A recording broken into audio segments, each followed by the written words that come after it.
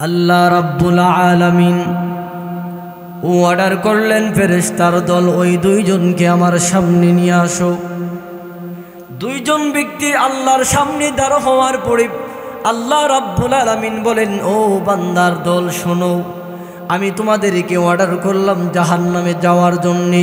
তোমরা একজন দৌড় দিলা, সোজা পিছনের দিকে তাকাইলা না, আবার আরেকজন একটু যাও, আবার গাড় ঘুরায় ঘুরা আমি আল্লাহর দিকে তাকাও। কারণটাকে বুঝতে পারলাম না। আল্লাহ কি বান্দার মনের খবর জানেন কি জানে না? জানে। এরপরেও আল্লাহ বান্দার জবান থেকে শোনার জন্যে, কারণ দুনিয়ার মানুষ যখন আল্লাহ রাব্বুল আলামিনের প্রশংসা করে, আল্লাহ রাব্বুল আলামিনের গুণ কীর্তন গায়, আল্লাহ রাব্বুল আলামিনের বরত্বের আলোচনা করে, আল্লাহ মানুষের জবান থেকে শোনার পরে আল্লাহ খুশি হন না নারাজ হন? খুশি হয়। আপনাদের এই মেহমানকে যদি আপনারা প্রশংসা করেন, যদি বলেন অমুক ভাই অনেক ভালো মানুষ, উনি ভিতরে ভিতরে খুশি হবেন কি হবেন না? অনেক খুশি হবেন। ঠিক তদ্রূপভাবে আল্লাহ রাব্বুল আলামিন বলেন, আমি আল্লাহ আমার বান্দাকে মহব্বত করে বানাইলাম। আমার বান্দারা যখন আমি আল্লাহকে ডাক দিবি, মালিক বলবি, ওগো রাব্বুল আলামিন, আপনি হইলেন সবার বড়, আপনি হইলেন আমাদের সৃষ্টিকর্তা। সুবহানাল্লাহ, আলহামদুলিল্লাহ, আল্লাহু আকবার। এমনভাবে বান্দার জবান দিয়া আল্লাহ রাব্বুল আলামিন যখন শুনবে, আল্লাহর বরত্বের আলোচনা যখন শুনবে, আল্লাহ এত খুশি হয়, ফেরেশতাদেরকে ডাক দিয়া বলে, ফেরেশতার দল রে, তোমরা বলেছিলে আমার বান্দা বান্দি দুনিয়াতে যাইয়া আমার নামটুকুন ভুলে যাবে, আমি আল্লাহকে অস্বীকার করবে, আমি আল্লাহর নাফরমানি করবে। ও ফেরেশতার দল, দেখো গভীর রজনীতে আমার বান্দা বান্দিগুলি কোরআন কি মহব্বত করে, আমাকে ভালোবেসে আমার কোরআনের আলোচনা শুনে তারা সুবহানাল্লাহ বলে ডাক দেয়, আল্লাহু আকবার বলে ডাক দেয়, এমনভাবে আলহামদুলিল্লাহ বলে ডাক দেয়। ফেরেশতার দল শুনো, আমি আল্লাহ তোমাদেরকে বলেছিলাম, ইন্নী আ'লামু মা লা তা'লামুন, আমি আল্লাহ যা জানি তোমরা তা জানো না। তাকায়া দেখো আমার বান্দা বান্দিগুলি আমি আল্লাহর প্রশংসায় মগ্ন হয়ে গেছে, আমি আল্লাহর কোরআনের কথা শোনার জন্য গভীর রজনীতে বসে আছে। তোমরা সাক্ষী তাইকো, আমার বান্দাদের তামাম জিন্দেগির সগীরা গুনাহগুলি আমি আল্লাহ ক্ষমা করে দিলাম। মোহতারাম হাজিরিন, যেটা বলতে চাইতেছিলাম, আল্লাহ বান্দার ওসিলা তালাশ করবেন। ওসিলা, যে কোনো ভালো কাজের মাধ্যমে আল্লাহ ওসিলা তালাশ করে বান্দাকে মাফ করে দিবেন। খেয়াল করে দেখেন, একজনকে বলে, ও বান্দা, আমি যখন অর্ডার করেছিলাম তোমাকে দেখলাম, তুমি একটু দূর যাও, আবার গাড় ঘুরায় ঘুরায় এভাবে তাকাও, কেন তুমি এমনটা করলা? তুমি আগে জবাব দাও, তুমি কেন এমনটা করলা? আল্লাহ অবশ্যই বান্দার মনের খবর জানেন, এরপরও বান্দার জবান থেকে শুনতে চায়। ওই বান্দা ডাক দিয়ে বলেন, আল্লাহ, দুনিয়াতে তোমার যতটুকুন হায়াত পাইলাম, যতটুকুন সময় পাইলাম, রব্বুল আলামিন যতটুকুন সময় তুমি আমাকে দিয়েছো, 60 বছর জিন্দেগি তুমি আমাকে দিয়েছো, কোনোদিন তোমার ঘরে যাইয়া না, তোমার ঘরে যাইয়া সেজদা দিতে আমি পারি নাই, কোনোদিন তোমাকে আমি তোমার বান্দা তোমার প্রশংসা করতে পারি নাই, নাফরমানিতে মগ্ন রয়েছে রব্বুল আলামিন। এরপরেও কোনোদিন তুমি আমার জোহরের সময় দুপুরের খাবারটা আমি বান্দার জন্য বন্ধ করে দাও না। আল্লাহ, এত নাফরমানি করলাম, কোনোদিন সাজদা দেয় নাই, কোনোদিন ফজরের নামাজ পড়ি নাই, কোনোদিন মা বাবার কথা শুনি নাই। ও আল্লাহ, যতটুকুন দিন ছিলাম তত সময় তোমার নাফরমানিতে মগ্ন ছিলাম, এরপরেও এক গ্লাস পানি খাওয়াতে পান করা থেকে তুমি আমাকে বিরত রাখো নাই। এমন কথা বলো নাই তুমি নামাজ পড়ো নাই তোমাকে পানি দেব না, এমন কথা বলো নাই ফজর পড়ো নাই তোমাকে খাবার দেব না, এমন কথা বলো নাই তুমি আসর পড়ো নাই তোমাকে চলার শক্তি দেব না। আল্লাহ গো, এত নাফরমানি করার পরেও তুমি আল্লাহ আমার একবেলা খাবারও বন্ধ করো নাই, আমার চোখের দৃষ্টি শক্তিও কমায়া দাও নাই, আমার শরীরের শক্তিও তুমি কমায়া দাও নাই। ও আল্লাহ, আজকের এই মুহূর্তে আমি চাইছিলাম আল্লাহ জীবনে কোনোদিন তোমার হুকুম পালন করি নাই, আল্লাহ এই মুহূর্তে চেয়েছিলাম তোমার হুকুম পালন করব বলে, এই জন্যে দৌড় দিলাম। আবার মনের ভিতরে একটা কথা আমি শুনেছি দুনিয়াতে, তুমি নাকি গাফুরুর রহিম। আল্লাহু আকবার বলে। ও আল্লাহ, তুমি অর্ডার করলাম একজন সুদা দৌড় মারলো, আর আমি একটু যাই আবার গার ঘুরায় ঘুরায় তোমার দিকে তাকায়। আল্লাহ তুমি কি জানো না? ও আল্লাহ, আমি শুনেছি তোমার একটা নাম হলো গাফফার, আরেকটা নাম হলো সাত্তার। সাত্তার নামের অর্থ, সাত্তার নামের গুণ হলো তুমি আমাদের দুষ্গুণ গোপন করে রাখো। মালিক, দুনিয়াতে আমাদের সকল পাপ কাজ তুমি গোপন করে রেখেছো, এই জন্যে চেয়েছিলাম আজকের এই সময়টাতে তোমার এই গুণবাচক নামের দিকে তাকায়া, তোমার হুকুম তো পালন করি নাই, আমি সোজা আমি যাই দৌড় দিছি, আবার গার ঘুরায় ঘুরায় তোমার দিকে তাকাইছি, না জানি তুমি ডাক দেওয়া হলো বান্দারে জান্নাতে যাইস না, এবার তোর স্থানটা আমি আল্লাহ জান্নাতে করে দিলাম। আল্লাহ, তোমার মধ্যে এমন গুণ আছে আল্লাহ, আমরা তো গুনাহগার আর তুমি কইলা গাফফার, তুমি ক্ষমা করতে ভালোবাসো আর আমরা গুনাহ করতে ভালোবাসি। মাওলা গো, সমাজে যখন আমরা খারাপি করতাম সমাজের মানুষ আমাদেরকে তাড়ায়া দিত, কিন্তু আল্লাহ তুমি কোনদিন তোমার রহমতের দরওয়াজা থেকে আমারে বাহির করে দাও না। हम तो मायल भी करम है, कोई सायल है नहीं, राह दिखलाए मैं किसीरा मंजिल है नहीं। আল্লাহু আকবার বলেন।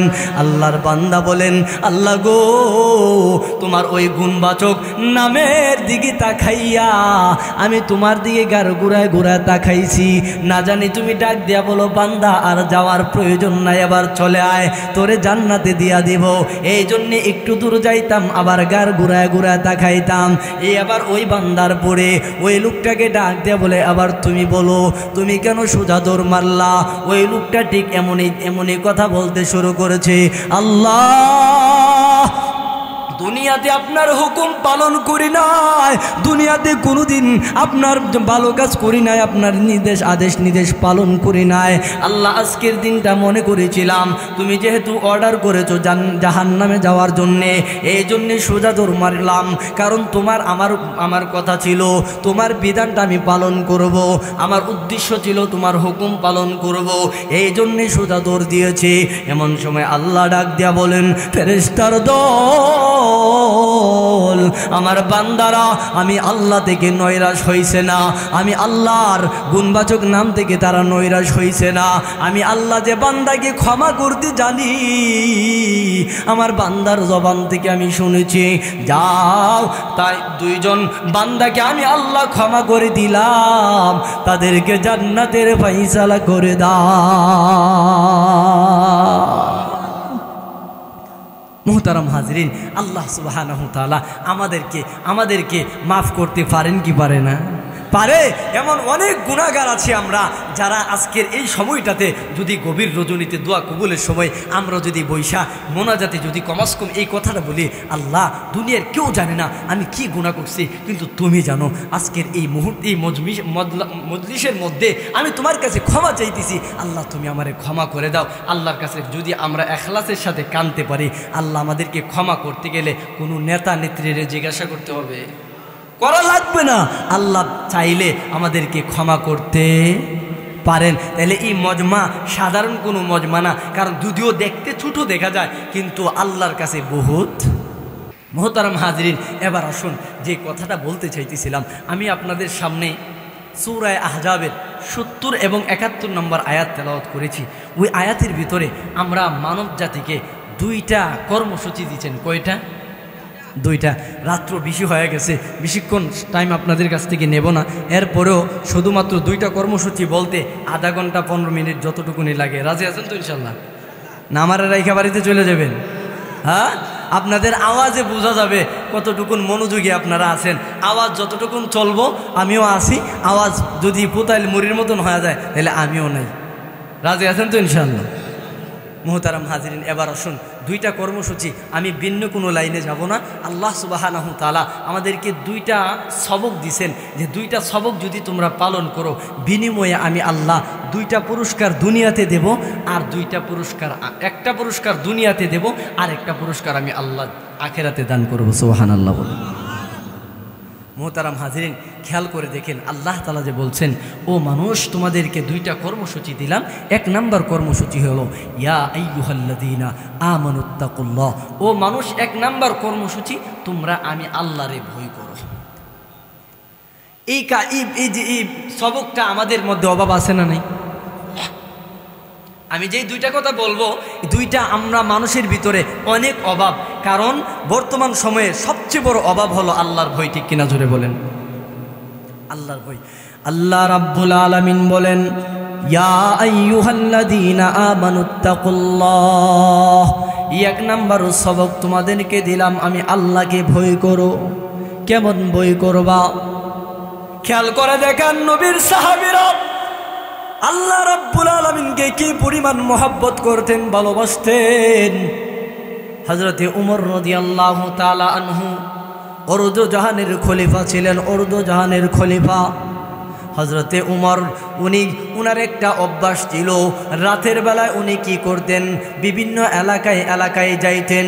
এলাকার কোনো মানুষ দুঃখের মধ্যে আছে কিনা উনি যাচাই করার জন্য রাতের বেলা যাইতেন।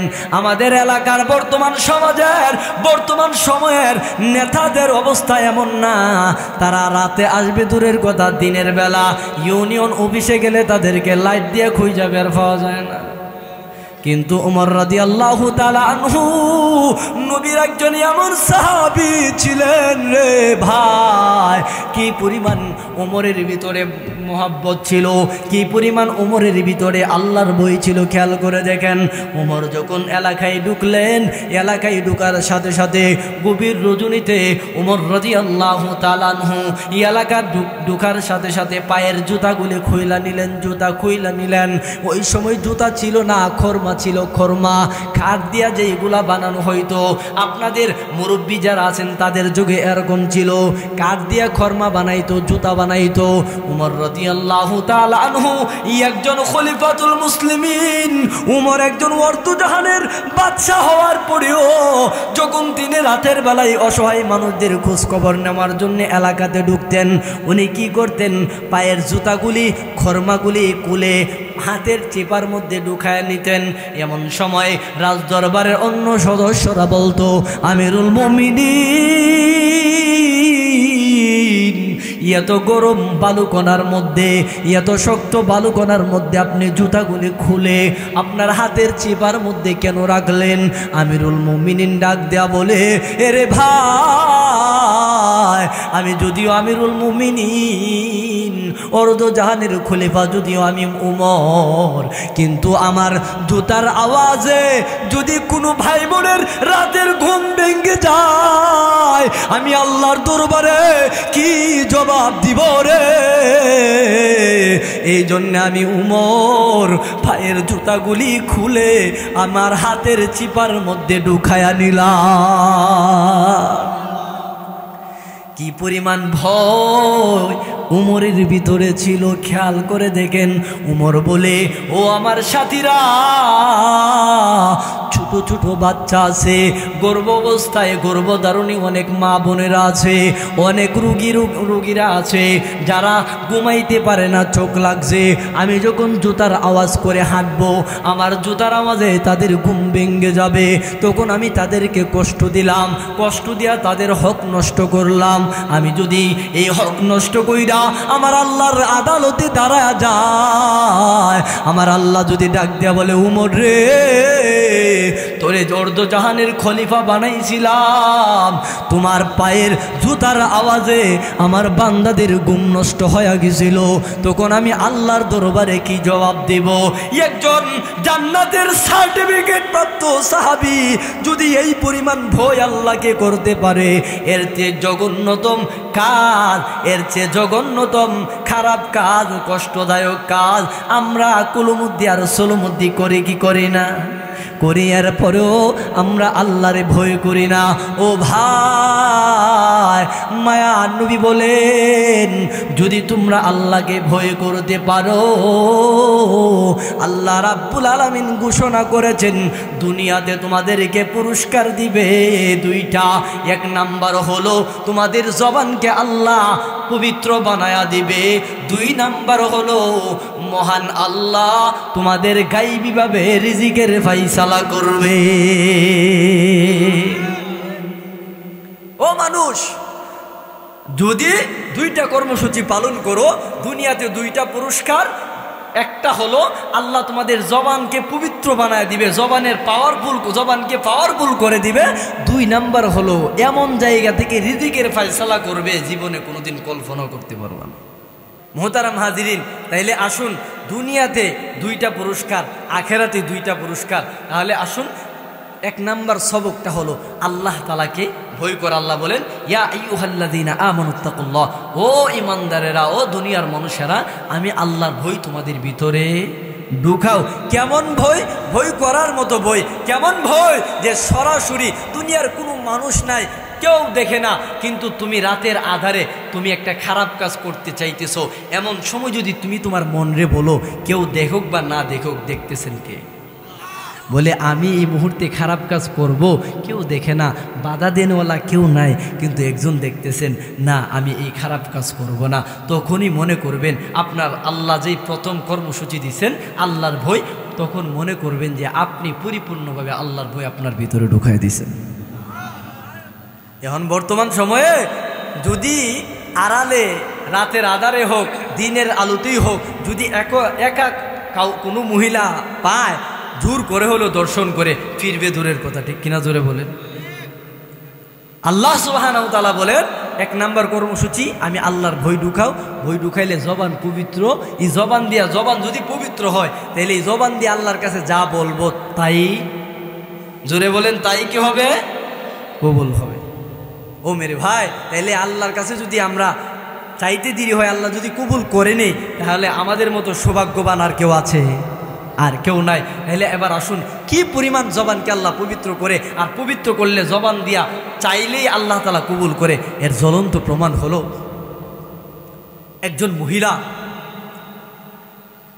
একজন মহিলা ছিল হযরত উম্মে সাদ রাদিয়াল্লাহু তাআলা আনহা।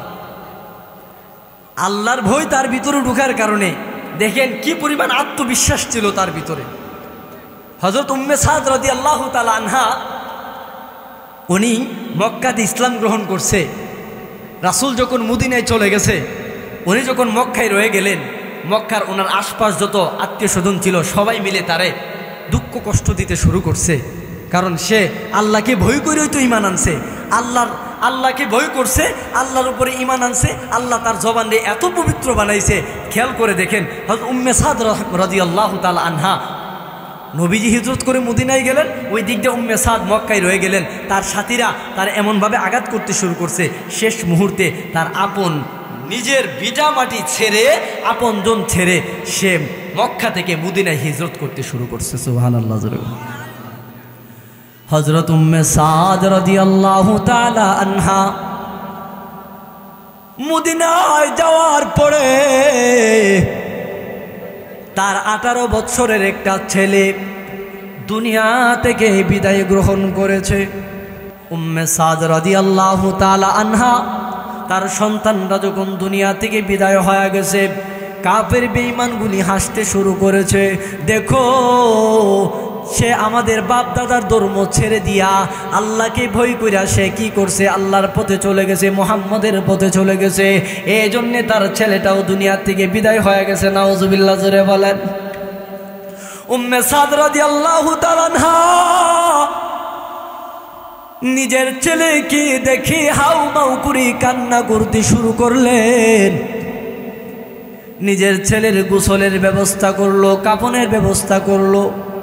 উম্মে সাদ রাদিয়াল্লাহু তাআলা আনহা মায়ার নবীর কাছে যায় কোনো কিছু বলে না। নবীজিও সংবাদ পাইলেন উম্মে সাদের ছেলেটা দুনিয়া থেকে বিদায় হয়ে গেছে। ভাইরে,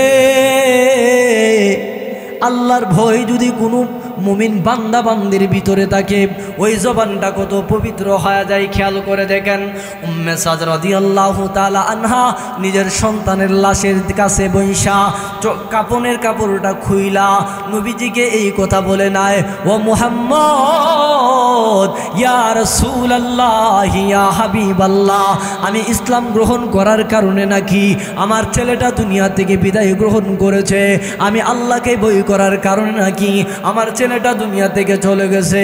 ও নবীজি, কাফের বেঈমানগুলি আমাকে এমনভাবে কটাক্ষ করে কথা বলে, আপনি আমার ছেলেটার জন্য দোয়া করেন।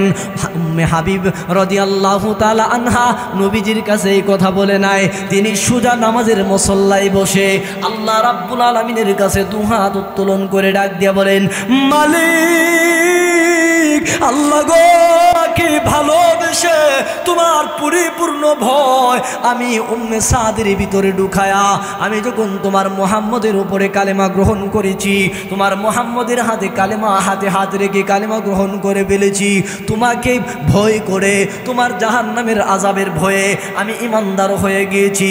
আল্লাহ গো, এই মুহূর্তে তুমি আমার সন্তানটারে নিয়ে গেলা, আমার কোনো দুঃখ নাই, আমার কোনো কষ্ট নাই, তবে আমার একটা কথা, যদি আপনি কাফেরদেরকে না হাসান, আমার দুশমন এবং আপনার দুশমন তাদেরকে আর হাসাইবেন না।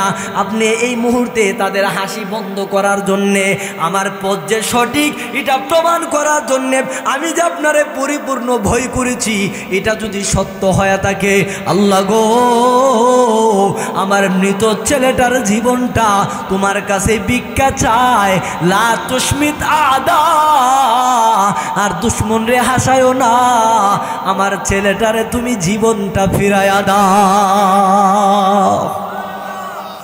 উম্মে সাদ রাদিয়াল্লাহু তাআলা আনহা মা যখন সন্তানের জন্য দোয়া করে, এই দোয়া কোনোদিন বিফলে যায় না।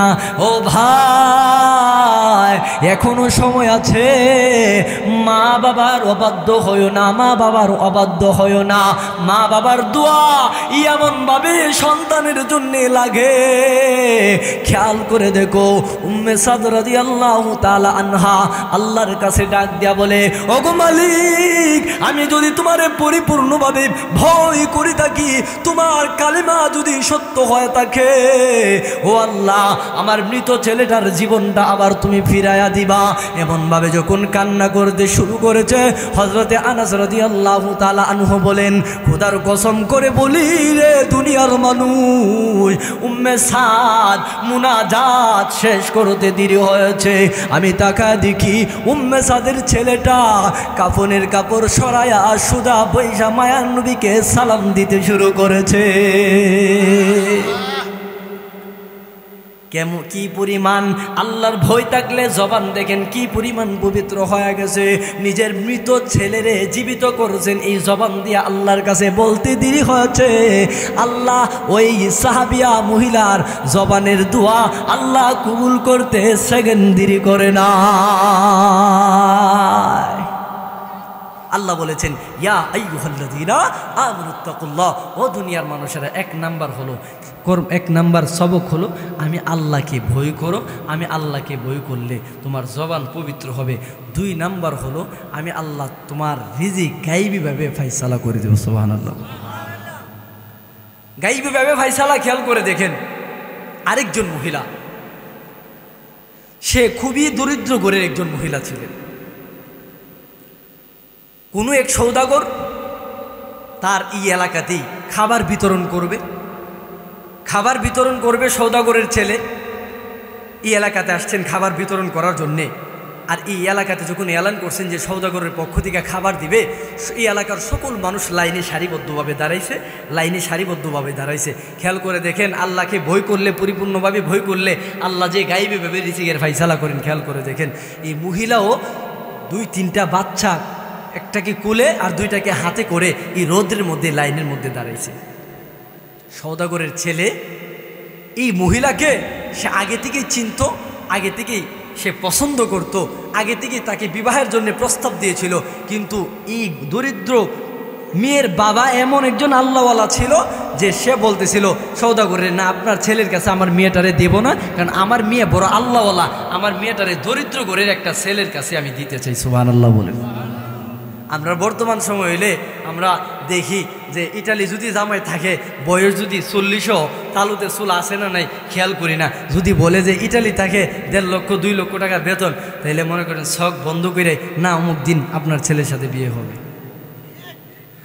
দরিদ্র তাকওয়াবান নামাজ পড়নেওয়ালা ছেলে আছে, কিন্তু পছন্দ না, পছন্দ ইটালিয়ান, গ্রিস থাকে, জার্মান থাকে, কিন্তু ছেলের বয়স 45, কোনো সমস্যা নাই।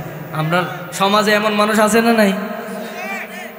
কিন্তু ওই মেয়ের বাবা বলছিল, না আমার মেয়েটারে আপনার ছেলের হাতে দিব না, আমার মেয়েটারে দরিদ্র ঘরের একটা ছেলের কাছে বিয়ে দিব।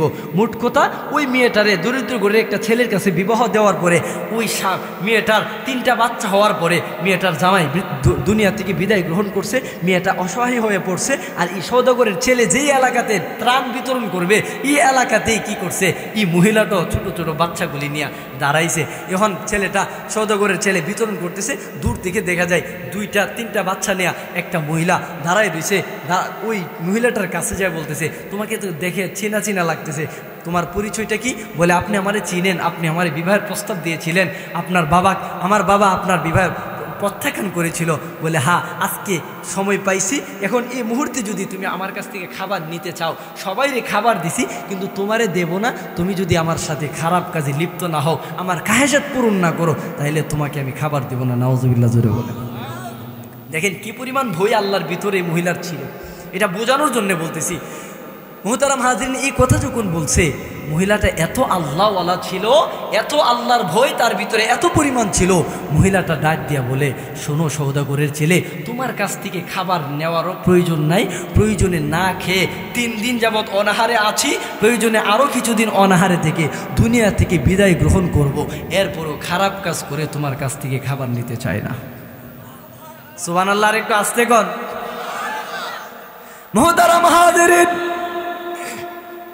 এইভাবে যখন মহিলাটা সওদাগরের ছেলেকে তার প্রস্তাব প্রত্যাখ্যান করে যখন বাড়ির দিকে রওনা দিবে, এমন সময় মহিলাটার বড় ছেলেটা ডাক দিয়া বলেন, মাগো, আজ শত শত মানুষকে দেখলাম সওদাগরের ছেলের কাছ থেকে খাবার নিয়ে বাড়িতে যায়, আর তুমি খাবার না নিয়া খালি হাতে বাড়িতে চলে যাইতেছো।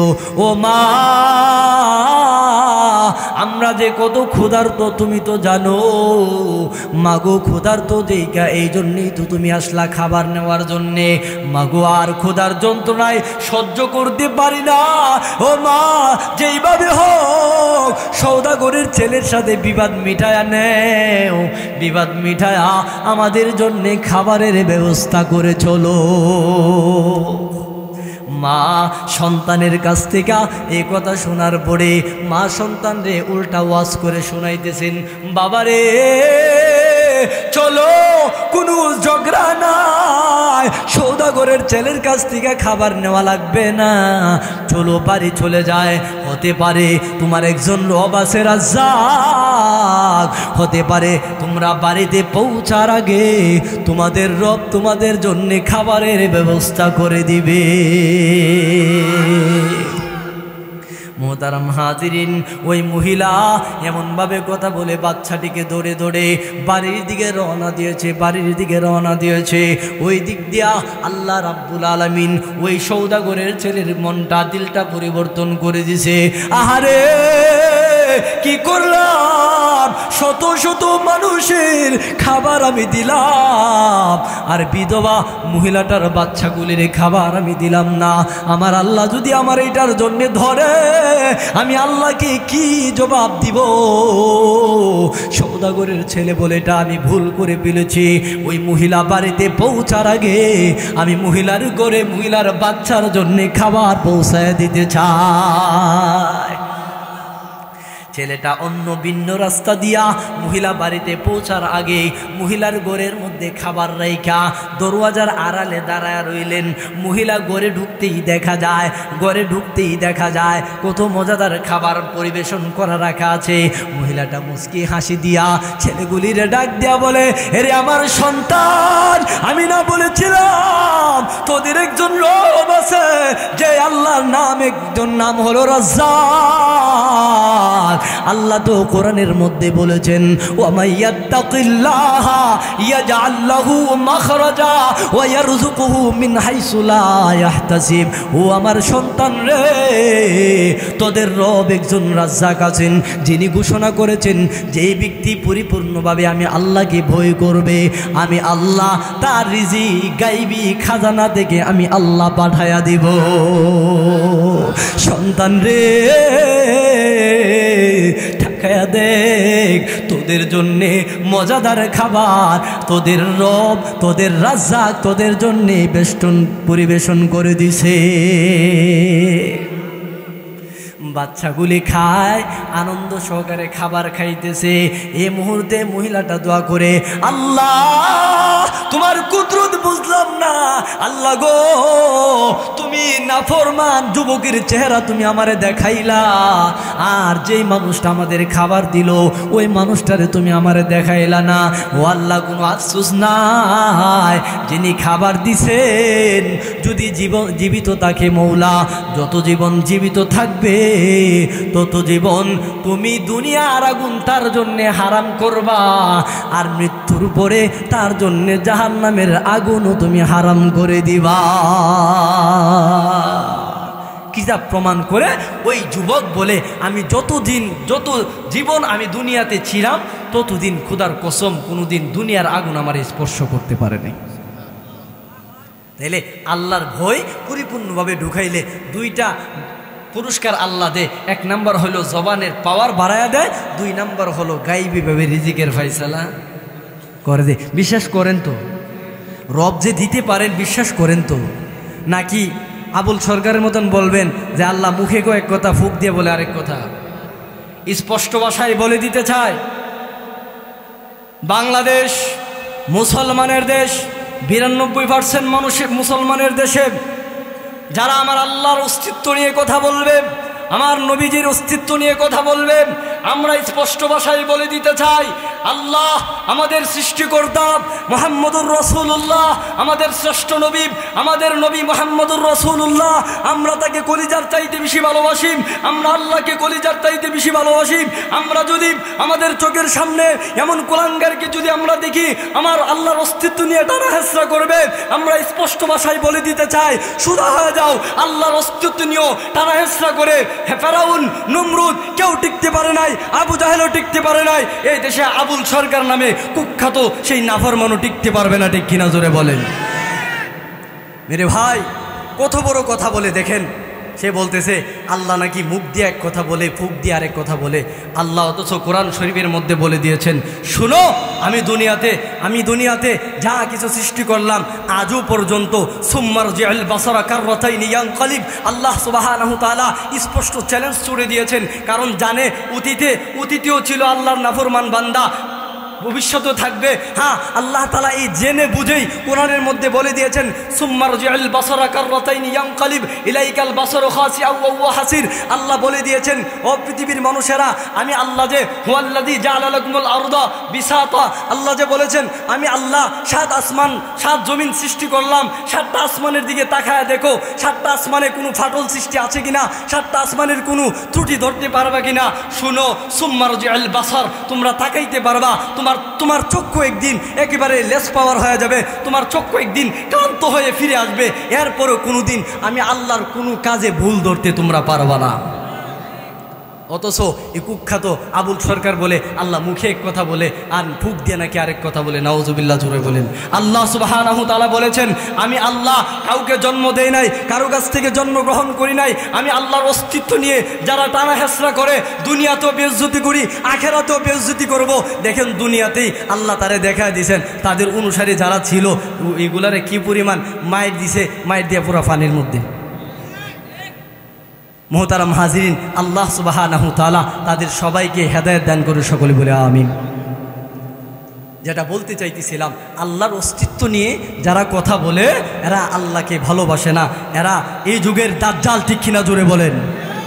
আমাদের বর্তমান সময়ে 2-3টা ভোট পাওয়ার জন্যে কিছু কিছু নেতারাও এই কথা বলতেছে আবুল সরকারের প্রতি অন্যায় করা হয়েছে, আবুল সরকারকে যেইভাবে জেলখানে নেওয়া হয়েছে আমরা তার মুক্তি চাই। আচ্ছা বলেন তো দেখি, হ্যাঁ আবুল সরকারকে জেলে নেওয়ার কারণে তারা আবুল সরকারের পক্ষে কথা বলতেছে, আল্লাহকে যে গালি দিল এই বিষয়ে কোনো কথা বলে নাই।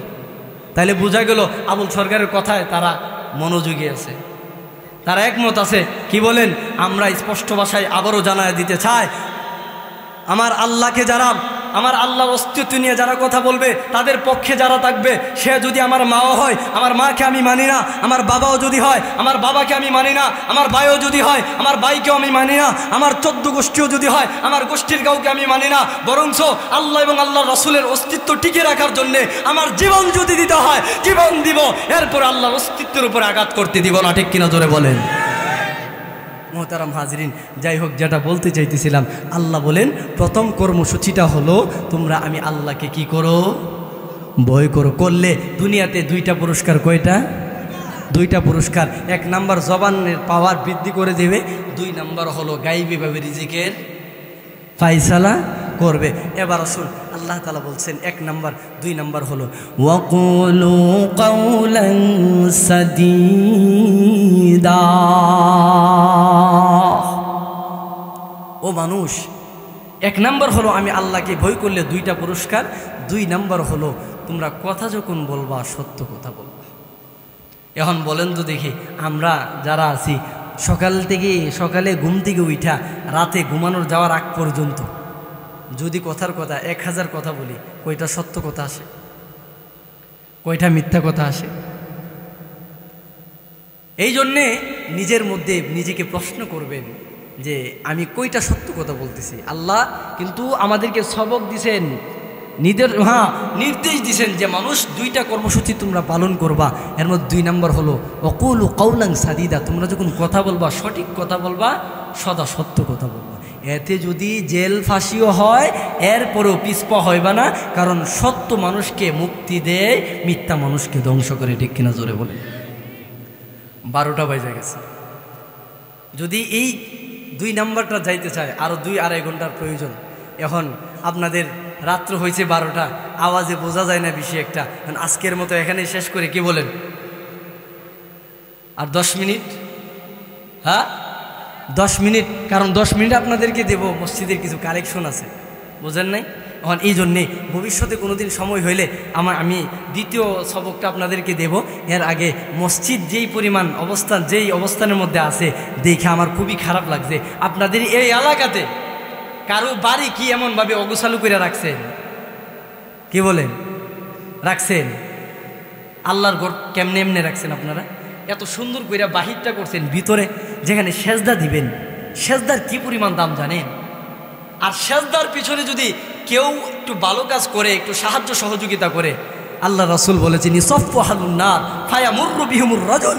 রাসূল বলেছেন জান্নাতীরা যখন সারিবদ্ধভাবে দাঁড়াবে, জাহান্নামীরা জান্নাতের সামনে দিয়ে যাবে, হ্যাঁ যা বলবে, জান্নাতীদেরকে বলবে ইয়া ফুলান আমা তারিফুনি, আমারে কি তোমরা চিনো না?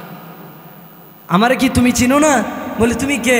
বলো ইয়া ফুলান আমা তারিফুনি আনাল্লাযী সাকাইতুকা শুরবাতান, আমি না তোমার একদিন 1 গ্লাস পানি পান করাই দিয়েছিলাম। সুবহানাল্লাহ জোরে কর। ওয়াহাবতুলাকা উযুয়ান, আমি না একদিন তুমি মসজিদে যাওয়ার পরে তোমার পানি নাই, তোমার পানির ব্যবস্থা করে দিয়েছিলাম, 1 বোতল পানি দিয়েছিলাম, তোমার কি মনে নাই? হ মনে আছে তো। ফায়ুদখিলুহুল জান্নাহ, তখন ওই বান্দা আল্লাহর কাছে সুপারিশ করবে। আল্লাহর নবী বলেন আল্লাহ ওই বান্দার সুপারিশে ওই জাহান্নামীকে মাফ করে জান্নাতের ফয়সালা করে। এলে উজুর পানির ব্যবস্থা করলে যদি জান্নাতে যাওয়া যায়, সেজদার জন্য যদি ভালো একটা ব্যবস্থা করে দেওয়া যায়, তাহলে জান্নাতে যাওয়া যাইব কি যাইতো না? মেরে ভাই, এই মসজিদ এমন একটা জায়গা, মসজিদের হিতাকাঙ্ক্ষী আশপাশ যত মানুষ আছে, মায়ার নবী বলেন যদি কোনো মানুষ অসুস্থ হয়ে যায়, আল্লাহ রাব্বুল আলামিন ফেরেশতার মাধ্যমে ওই মানুষটার সুস্থতার জন্যে 24 ঘন্টা ফেরেশতাকে তার পিছনে লাগায় দেয়। বলে কেন লাগায় দেয় জানো? ওই মানুষটা মসজিদের খাদেম ছিল, মসজিদকে সুন্দর করার জন্য নিজের অর্থ, নিজের টাকা পয়সা সব দিয়া মসজিদকে সুন্দর করার জন্য, আবাদ করার জন্য চেষ্টা করেছিল। আল্লাহ বলেন এই জন্যে আমার বান্দারে আমি আল্লাহ কি করলাম? জান্নাতের ফায়সালা করলাম। মায়ার নবী বলেন আল্লাহর রাস্তায় যদি কেউ 1 টাকা যদি কেউ ইখলাসের সাথে দান করে, ফেরেশতার মাধ্যমে আল্লাহ তার কবুল একটা হজ করায় নেয়। হযরত রবি ইবনে সুলাইমান রাহমাতুল্লাহ আলাইহি বহুত বড় বুজুর্গ ছিলেন। খেয়াল করে দেখেন, রবি ইবনে সুলাইমান উনি হজে যাবে, এলাকা থেকে বাহির হয়েছে। আগে যুগ ছিল পায়ে হেঁটে হেঁটে উটের উপর আরোহিত হয়ে হজে যাইতো, 6 মাস 7 মাস লাগতো। আর এখন এর বিপরীতে 6-7 ঘন্টার ভিতরে হজে চলে যায়। রবি ইবনে সুলাইমান হজে যাবে, তাবু গাড়ছে, সন্ধ্যা হয়ে গেছে, এক জায়গায় তাবু গাড়ছে, এলাকায় হাঁটতে গেছে যে এলাকার মানুষ কিভাবে চলে। তাকায় দেখে একটা মহিলা মরা গরুর গোশত কাইটা কাইটা, খাল থেকে মরা গরুর গোশত খাইটা খাইটা বাজারে বেগে ঢুকাইতেছে। রবি ইবনে সুলাইমান বলে এই মহিলা না খেয়ে আছে আর আমি হজে যাইতেছি, মহিলার অবস্থান না দেখে, পরিষ্কার না করে আমি হজে যাব না, এই চিন্তা করে মহিলার দিকে তাকায় রইলেন। মহিলা মরা গরুর গোশত কাইটা বাড়ির দিকে গেলেন। এই রবি ইবনে সুলাইমানও মহিলার পিছু পিছু হাঁটতে শুরু করছে। ঘরে গেলেন, মহিলা ঘরের ভিতরে ঢুইখা ছোট ছোট 3টা বাচ্চা আছে, বাচ্চাগুলির ডাক দিয়ে বলে এ সন্তানের দল শুনো, এই নাও আল্লাহর পক্ষ থেকে যা খাবার আসছে তোমরা তা গ্রহণ করো, আল্লাহর পক্ষ থেকে যা আসছে তোমরা ধৈর্য সহকারে বসো, আমি মা তোমাদেরকে খাবার ভাগ করে দিতেছি। এই কথা বলার পরে রবি ইবনে সুলাইমান দরওয়াজার আড়াল থেকে ডাক দিয়ে বলেন মাগো, দীর্ঘক্ষণ তোমাকে ফলো করলাম, তুমি মরা গরুর গোশত কাইটা আনলা, তুমি মুসলমানের সন্তান হওয়ার পরেও কেন এমনটা করলা? মুসলমানের সন্তান, মুসলমানদের জন্য তো মরা গরুর গোশত হারাম, তুমি কেন এমনটা করলা? মহিলাটা ডাক দিয়ে বলে পথিক, জানি না বাবা আপনার পরিচয় কি, তবে শুনেন আমি মুসলমান হওয়ার পরেও মরা গরুর গোশত কেন কাইটা আনলাম? কারণটা হলো আমার স্বামীর যত অর্থ সম্পদ ছিল সবগুলি শেষ হয়ে গেছে, আমার স্বামী দুনিয়া থেকে বিদায় গ্রহণ করেছে। এখন আমার সন্তানগুলিরে আমি মা হইয়া 1 দিন 2 দিন না 3-4 দিন পর্যন্ত শুধু খালি পাতিলের মধ্যে পানি দিয়া আমি আমার সন্তানগুলিরে তাদেরকে সান্ত্বনা দিয়েছি। ও বাবা শুনেন, এই মুহূর্তে আমার ছোট ছোট বাচ্চাগুলি আজকের এই দিনটাতে ক্ষুধা তন্দুরায় গড়াগড়ি হারাম খাইতেছে আর বলতেছে মা গো খাবারের প্রয়োজন, আর পারতেছি না বাবা, এই জন্যে আমার সন্তানগুলির জীবন বাঁচানোর জন্যে মরা গরুর গোশত কাইটা আমার সন্তানগুলির জন্যে নিয়ে আসলাম। রবি ইবনে সুলাইমান বলেন মাগো থামো, আমাকে একটু সময় দাও, আমি বাজার থেকে কিছু তোমাদেরকে নিয়ে আসতে পারি কিনা। রবি ইবনে সুলাইমান সোজা দৌড় মারলেন বাজারের দিকে। 6 দিরহাম হাতে ছিল তার ব্যাগে, 6 দিরহাম দিয়া তাদের জন্য খাবার নিয়ে আইনা বলে ও মা নাও তোমার সন্তানগুলির জন্য খাবারের ব্যবস্থা করো। সন্তানগুলি খাবার খাইলেন। ওই দিক দিয়ে রবি ইবনে সুলাইমান বাড়িতে চলে গেলেন, আর ওই দিক দিয়ে তার সাথীরাও হজে চলে গেছে। হজ করে তার সাথীরা যখন বাড়িতে আসছে রবি ইবনে সুলাইমান বলে যায় তাদের সাথে একটু দেখা করে আসি, কারণ সাধারণত এলাকাতে কোনো হাজী সাহেব যখন হজ করতে যায় তারা বাড়িতে আসলে তাদের সাথে আমরা সাক্ষাৎ করতে যাই কি যায় না? যায়। রবি ইবনে সুলাইমান একজনের সাথে যায়, যখন হাত মুসাফা করবে বলে ভাই তোমাদের হজের সফর কেমন কাটলো? একজন হাজী সাহেব মুচকে হাসি দিয়া বলে ও রবি ইবনে সুলাইমান, আমরার সাথে কি তুমি মজা করো নাকি? আমরার যে অবস্থা ছিল তোমারও তো সেই অবস্থা। আল্লাহু আকবার বলে। রবি ইবনে সুলাইমান বলেন কি বলে বুঝতে পারলাম না। আরেকজন হাজী সাহেবের কাছে গিয়া রবি ইবনে সুলাইমান যখন হাত মুসাফা করে ওই হাজী সাহেব বলে ও রবি ইবনে সুলাইমান, এই নাও 60 দিরহামের বেগ তোমার আমানত তোমার হাতে উঠায়া দিলাম। রুবি ইবনে সুলাইমান বলে কি ব্যাপার, আমি তোমারে কোন সময় বেগ দিলাম? বলে রুবি ইবনে সুলাইমান মনে নাই রাসূলের রওজা থেকে বাহির হওয়ার সময় তুমি না আমার হাতে 60 দিরহামের বেগ দিয়েছিলা। রুবি ইবনে সুলাইমান বাড়িতে রওনা দিলেন আশ্চর্যজনিত হয়া। বাড়িতে গিয়ে এশারের নামাজ পড়ে উনি যখন হেলান দিয়ে এইভাবে বসলেন, চোখে ঘুম চলে আসলো। ঘুমাইতে দেরি হয়, মায়ার নবীর দিদার স্বপ্নে যুগে রুবি ইবনে সুলাইমানের সামনে আসতে দেরি হয় না। রুবি ইবনে সুলাইমান টেনশন একটু, মায়ার নবী বলে রুবি ইবনে সুলাইমান তোমার চেহারা মলিন কেন, টেনশন একটু কেন বোঝা যাইতেছে? এমনি রুবি ইবনে সুলাইমান বলেন ইয়া রাসূলুল্লাহ, আমার সাথীরা বলে আমি নাকি হজে গেছি, আমি নাকি তাদের কাছে 60 দিরহামের বেগ জমা দিছি, অথচ আমি তো হজে যাইনি, হজে যায় নাই। মায়ার নবী বলেন সুলাইমান রে, তোমার কথাও সঠিক, তাদের কথাও সঠিক। তুমি যে ওই দরিদ্র পরিবারের খাবারের ব্যবস্থা করে দিলা, আল্লাহর রাস্তায় তোমার 6 দিরহাম দান করলা, মহান আল্লাহ তোমার এই 6 দিরহামের আমলটারে এমনভাবে কবুল করছে, তোমার চেহারা সুরত দিয়া একজন ফেরেশতার মাধ্যমে একটা কবুল হজ করায় নিছে। আর 6 দিরহামের বিনিময়ে দুনিয়াতে আল্লাহ তোমারে 60 দিরহাম দান করছে। আলহামদুলিল্লাহি রাব্বিল আলামিন। ربنا ظلمنا أنفسنا وإن لم تغفر لنا وترحمنا لنكونن من الخاسرين. ربنا ظلمنا أنفسنا وإن لم تغفر لنا وترحمنا لنكونن من الخاسرين. رب العالمين আমি গুনাহগার, আয় আল্লাহ গভীর রজনীতে আপনার মোহাব্বতের বান্দা বান্দীদেরকে নিয়ে হাত বাড়াইলাম। আয় আল্লাহ আমি গুনাহগার বলে আমার হাত আপনি ফিরাইয়া দিয়েন না। রব্বুল আলামিন দয়া করে তামাম জিন্দেগির গুনাহগার আপনি ক্ষমা করে দেন। আয় আল্লাহ আপনি যদি গুনাহগার বলে তাড়ায়া দেন, আমরা কার কাছে যাব? আমাদের তো আর দ্বিতীয় কোনো খোদা নাই। আল্লাহ আপনি যদি তাড়ায়া দেন, গুনাহ নিয়ে যদি কবরে ডাক দেন, ওই গহীন কবরে 99টা সাপ ঘন ঘন কামড়াইবে, কেমনে সহ্য করব? আল্লাহ দুনিয়াতে মশার কামড় সহ্য করতে পারি না, আল্লাহ সাপ বিচ্ছুর কামড় কবরে কেমনে সহ্য করব? আল্লাহ তোমার রাসূল বলেছেন কবরে গেলে নাকি 2 পাশের মাটির চাপ, এক পাশের হাড় আর এক পাশের সাথে মিশে যাবে গো আল্লাহ। রব্বুল আলামিন আল্লাহ কবরে যেদিন ডাক দিবা, গুনাহগার বলে ডাক দিও না। আল্লাহ নিষ্পাপ মাসুম বানায়া তুমি কবরে ডাক দিও আল্লাহ। রব্বুল আলামিন জানি না এই মহিমা দেখার মানা, আল্লাহ আমি নিজেও মা হারা সন্তান,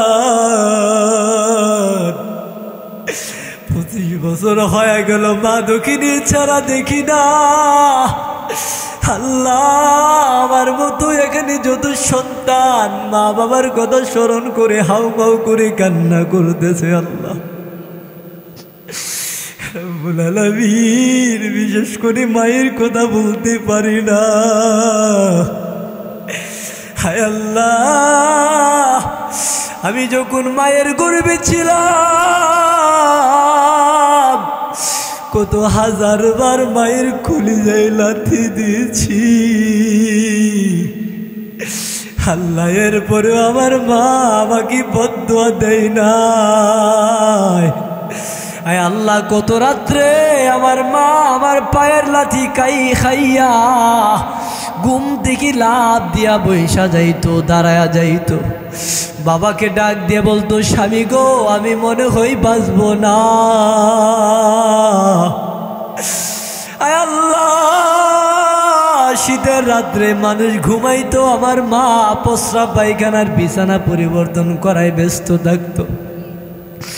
আল্লাহ, এত কষ্ট দেওয়ার পরেও আমি যখন দুনিয়ায় আগমন করতাম, আমার রক্ত মাখা চেহারা দেখে আমার মা কপালে চুম্বন খায়া বলতো, সন্তান রে তোমার চেহারা দেখা আমি মা 10 মাস 10 দিনের কষ্ট নিমিশেই ভুলে গেলাম। আয় আল্লাহ, মা যাদের কবরে, ওই মার কবর কি জান্নাতের বাগান বানায় দে। আল্লাহ, আমার কবরে আর আযাব দিও না। আল্লাহ, আমার কবরে আর আযাব দিও না। আল্লাহ, বাবার কথা বলতে পারি না। বাবা মানুষেরই বাড়ি বাড়ি ক্ষেত খামারে কাজ করে আমারে পড়াশোনা করাইছে। আয় আল্লাহ, আমাদের মতো কত সন্তান রে বাবা কষ্ট করে লেখাপড়া করাইছেন, নিজে না খাইয়া নিজে না পরিধান কইরা সন্তান রে পড়াইছেন, সন্তান পরিধান করছে। আল্লাহ গো, বাবা যাদের দুনিয়াতে নাই, আম্মা আব্বার কবরকে জান্নাতের বাগান বানায়া দিয়েন। আয় আল্লাহ, যাদের জীবিত আছে হায়াতে সুস্থতার সাথে বরকত দিয়েন। আয় আল্লাহ, আমরা যারা হাত বাড়াইলাম আমাদের হায়াতে সুস্থতার সাথে বরকত দান করিয়েন। আল্লাহ, যারা দান সদকা করেছেন সকলের দানকে কবুল আর মঞ্জুর করেন। আল্লাহ, হাসরের ময়দানে যদি কোনো কিছুর জন্য আটকায়া যায়, তোমার ঘরের দানের বরকতে আল্লাহ তুমি তাদেরকে পার করে দিও।